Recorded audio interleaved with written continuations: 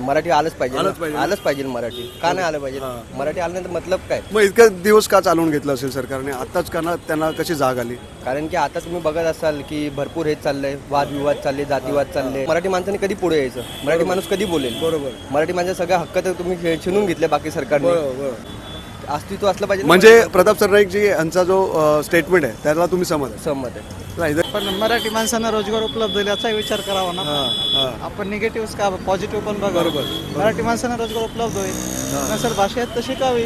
तुम्ही इथं पोट भरताय रोजगार कमवताय कुटुंब चालवताय भाषा शिकणं काय वाव आहे. बरोबर. इथून इथे जायचे किती पैसे जिथे 30 रुपये तिथे 100 सांगते 200 सांगते आणि ते मराठी आहेत का हे पहिलं बघा.